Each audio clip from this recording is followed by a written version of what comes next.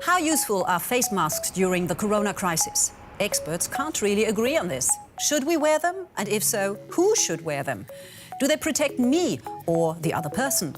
And which types of masks make sense at all? In many Asian countries, face masks are regarded as one of the main weapons in the fight against the coronavirus. And in China, it's even forbidden to be on the streets without a mask. Now, here in Europe, we have mixed feelings about wearing masks. In times of scarcity, many believe masks should be reserved for healthcare workers who depend on protection. But that view seems to have changed recently. Now, more and more local authorities do recommend to wear masks in public. So let's talk about face masks and what they can do for us during a pandemic.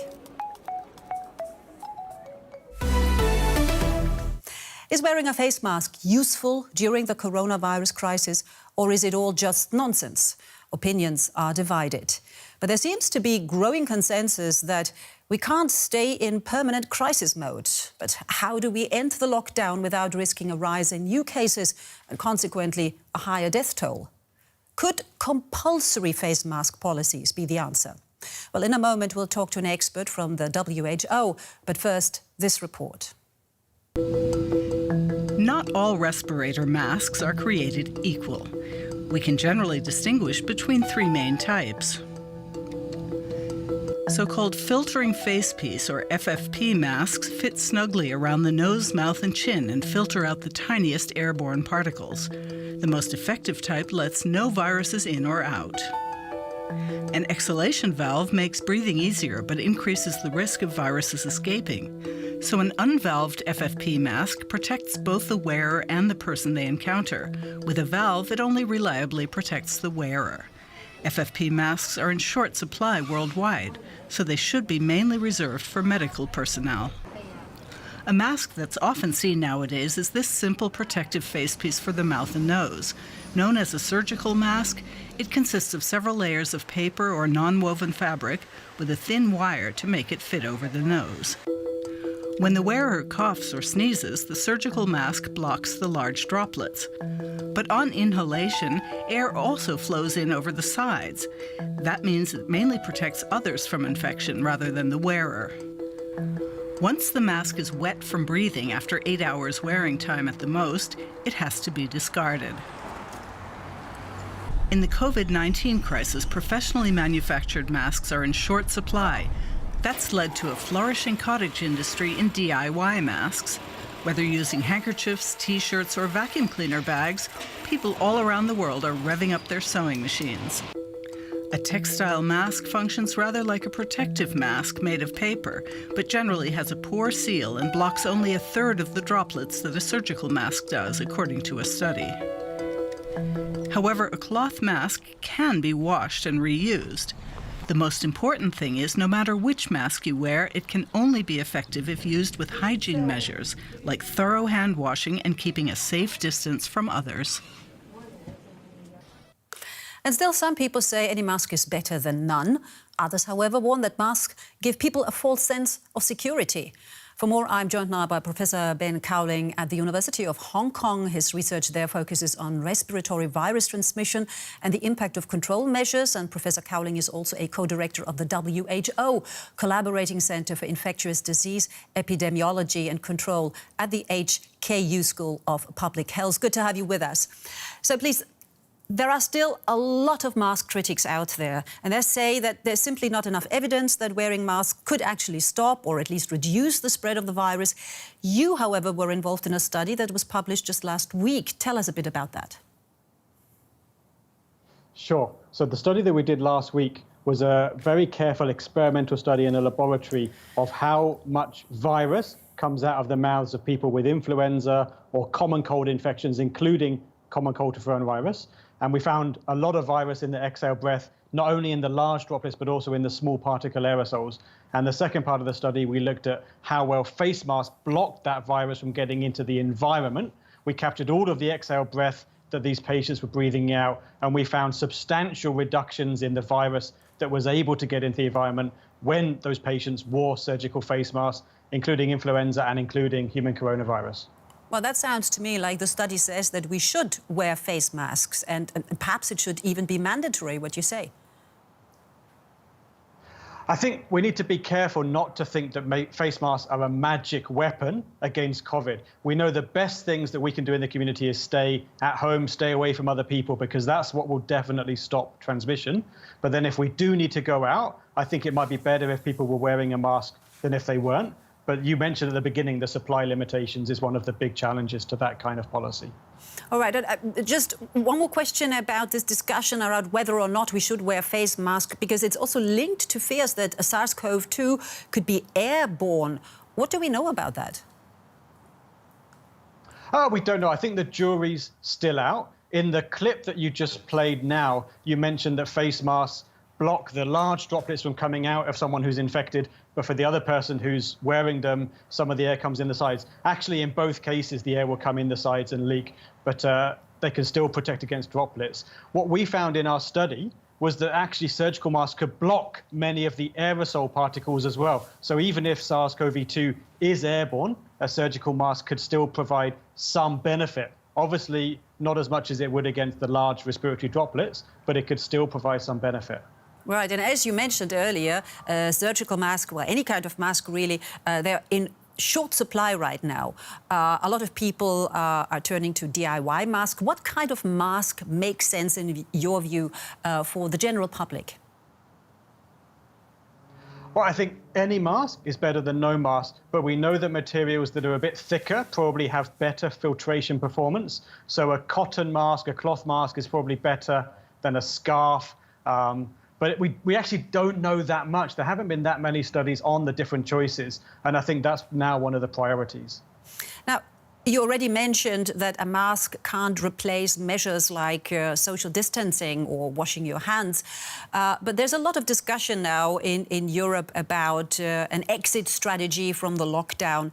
Can face masks help us return to an almost normal life? So are they a prerequisite for ending the lockdown? I don't think masks are going to be a magic weapon that lets life go back to normal if people were just wearing masks and washing their hands. I think they will do something, but probably not enough to allow life to otherwise return to normal. I think we're still going to need a lot of social distancing and the other measures to test and trace. But maybe if we do the masks as well, every little bit will help. Is there a downside to wearing a face mask, or why is there such a reluctance amongst even experts of recommending it? You say any mask is better than none, so is there a downside we should know about?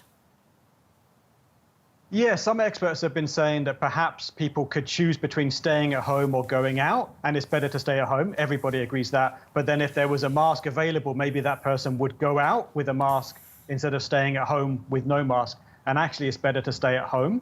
But if you do really need to go out, it should be better to wear a mask than not wear a mask. I think the experts are really saying there could be some consequence to behavior so that people wear the mask, they think it makes them protected, and actually it's more like a small benefit. And if everybody does it, then we get a small benefit as a community. All right. Professor Ben Cowling there from the University of Hong Kong. Thank you so much for your time, and yes, do stay healthy. More and more people seem to think better be safe than sorry. A lot of colleagues here at DW already wear face masks, and I've got a very simple one in my bag for my way home.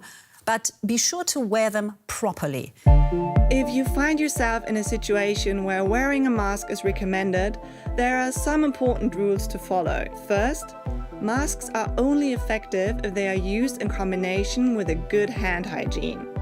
Either use soap and water or an alcohol-based hand sanitizer. So, before touching the mask and putting it on, clean your hands. Check the mask for tears and holes, and make sure to check which side is the top. It's usually the one that has a metal strip in it. Masks do have an inside and an outside.